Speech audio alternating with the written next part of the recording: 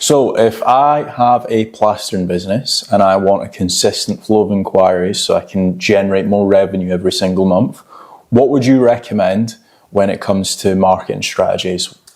So if I own a plastering company and I'm looking to grow a business, the first thing I'd be looking to do is have a professional website set up and a professional email, and make certain that my branding online for the business name looks good online. So make sure I've got loads of testimonials and reviews, and I'm physically trying to rank for the main keywords that I think my demographic and my customers would want to go after. So the first thing I would do is SEO and creating a branded website for my company. Yeah. So with regards to growing a plastering company, what's your thoughts on social media, whether that's paid social media or organic social media? So I've seen a lot of plastering companies, I don't know if you've seen this, where they upload videos and it is basically like the time lapse of them like plastering a wall. It's quite therapeutic sometimes to actually watch those videos. You big sado. Yeah. So you can definitely go down that route, and it can generate a lot of views. It can generate, like some of the videos I've seen, they've got like millions of views, but not all millions of the views would actually want your service. So in some cases, the 1 million views, it might actually end up converting to, like, let's say 5 or 10 different paying customers. So that is a strategy that does work. One thing to bear in mind when you are doing any form of social media posting, you're probably going to want to be more consistent. Don't just think I'm going to upload 3 videos and I'm going to get 3 million views on each video, because it's not the case. But away from social media, what about Facebook ads? So actually paying. So Facebook ads could work. Definitely getting a pixel set up on your website is important, so that if someone's been on your website, you're then retargeting them on social media, mainly on meta ads. So that's on Instagram and on Facebook. It does work very, very well. Cold Facebook ads for plastering, I'm not certain, because like trying to catch them at the exact right time when they need some plastering being done. I'd say this is more of a search and click kind of base term. So I'd say not really social media ads for this. I would say this is probably a niche because it's very specific of what they want, where PPC might work okay. If they know a specific demographic of what they're looking for. So is it dry lining? Is it industrial kind of plastering? What is it? Where is it that they normally do a lot of plastering for? Like certain areas, like is it plastering for hotels and stuff like that? Plastering for leisure centres, plastering for gymnasiums and stuff like that. So going down that route, I'd potentially, if you look at the long tails, could work okay for PPC. The downside to PPC, it's expensive and there's click fraud. So there's always that issue. What is click fraud, just for anybody that's watching? So click fraud is where sometimes it can be done by a negative SEO, where one of your competitors could be setting a bot up to come and search and click on your ads and burn your whole day's budget, and it's no customers are coming through and it's just fake traffic, and you're then having to pay for each one of those clicks. You also have competitors not meaning to at times. They might just want to see, oh, what's this ad? And then one of your competitors is clicking on one of your ads to see what landing page and what offer that you have. Again, you're paying for those clicks for your competitors to click onto your ad. So unless you know what you're doing, then I wouldn't do PPC. But if you're hiring a PPC agency, it can be profitable. It can work out if you know your numbers and if you're good at conversions. Another big part of PPC is, if you are looking to go down that route, is making certain you're loading in your negative keyword list. So if you just turn around and went after plastering in London, well, you might start showing up for terms like plastering careers in London, plastering jobs in London, and it could be people applying to have a job with you, as opposed to you trying to look for a client to win more business. So that's also very important, to make certain that whoever's doing your PPC understands to load in a negative keyword list, to make certain that all the clicks that you're getting specifically, strategically, is set up for you to try to get the best conversion for you to win work. But away from that, So I'm talking about using a specialist. What's your thoughts on lead generation companies? Yeah, so I think to be honest, I think that a lot of plastering companies are already using lead generation companies. But where I have spoke to like a lot of plastering companies in the past, where they kind of go a little bit wrong is they're not actually tracking. And with anything, you should be tracking your cost of acquiring a client. Some people call it CAC as well, CAC. And you should be able to say, right, okay, if I'm spending £1,000 on Facebook, it's costing me £100 to acquire a new customer. If I'm spending £5,000 on PPC, it's costing me, let's say, £50. If I'm spending X amount on SEO, like you should just know these numbers. And same goes with like lead generation. So if you guys are using, let's say, for example, Bark or Check a Trader and stuff, you should know that every single month you are spending a certain amount and it's costing you X amount per month to acquire a new customer for your business. If you don't know that, then you probably need to try and figure that out. But going back to what you were saying, another strategy that you can go down is testing out different lead generation services. So obviously you've got the Checker Trades of the world.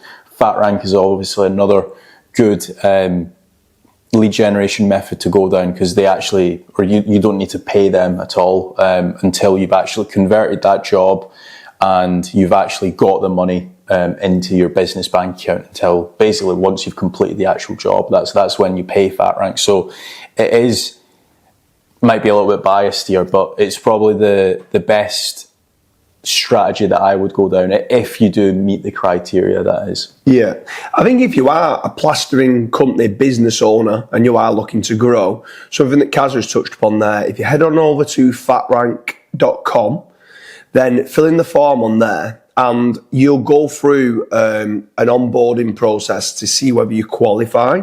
And what FatRank actually do is a no-win, no-fee lead generation model to grow your plastering company. Now, not all plastering companies are accepted.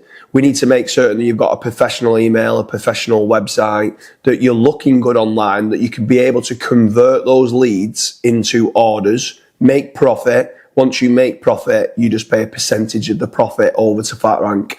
So it's a completely zero risk. It's a no-brainer for plastering business owners to do it. But I would still recommend you going out to a couple of other lead generation companies to have alongside FatRank.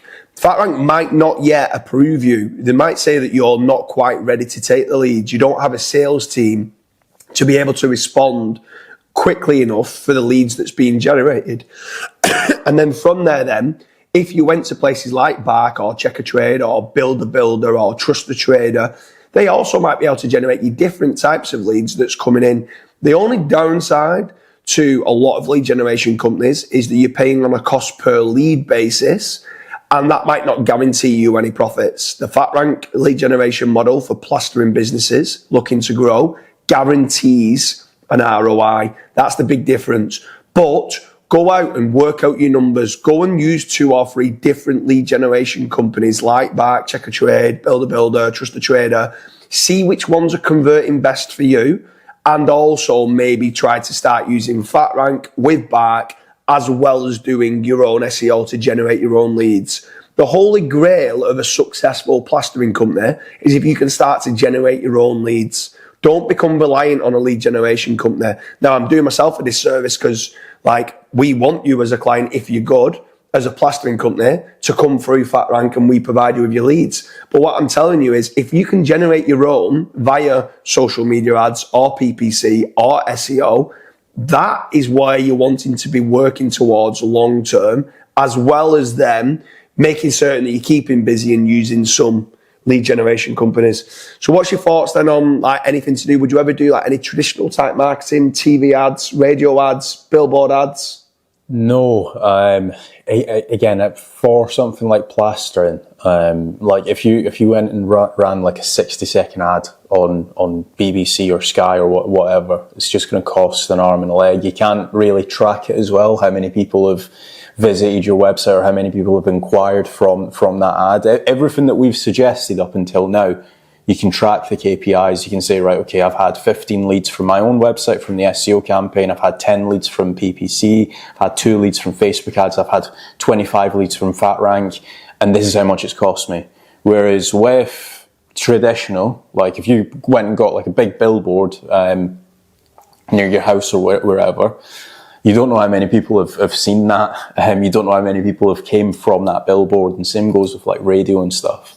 But what about networking events? Do you think that networking events could definitely... So yeah, I think networking events could be good, because what I always like doing is shouldering niches. So it's trying to say, okay, who might a plasterer get work from a referral basis? So what other tradesmen? So I would naturally start to look at basically saying stuff like joiners, bricklayers, plumbers, and want to befriend as many of them as I can, because if that joiner's very busy, they're on work that probably also needs plastering work. So if you can basically be saying, look, I don't mind all your joinery work, us coming doing the plastering for you or for your client, and they get referrals. So for that reason, yes, I would definitely be going to like home improvement type meetups and stuff like that, trying to find as many different, on LinkedIn, connect with as many different joiners as you can, connecting with as many different plumbers as you can. People that do AC installs as well, sometimes they need to like tear apart an entire wall to fit. Boiler, but when people are moving a boiler,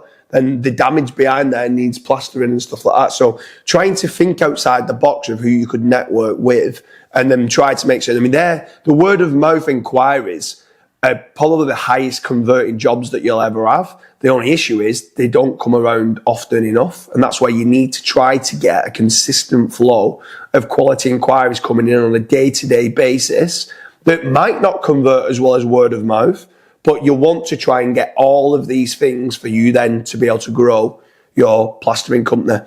So with regards to, if you are a plastering company looking to grow and you are struggling at present with regards to any sort of marketing, leave a comment in the comment section or fill out a form on fatrank.com, not just for the lead generation, but for some business advice or mentorship. There might be some mentorship kind of coaching sessions that you might be able to do as well, where someone can come, go through your existing website and tell you where you're lacking in comparison to your competition as well. I think that's also very important for you to do. Like I said, the holy grail of a successful plastering company is to try to generate their own inquiries in-house, as well as getting that consistent flow from external sources. Is there anything else there that you'd add to grow a plastering company?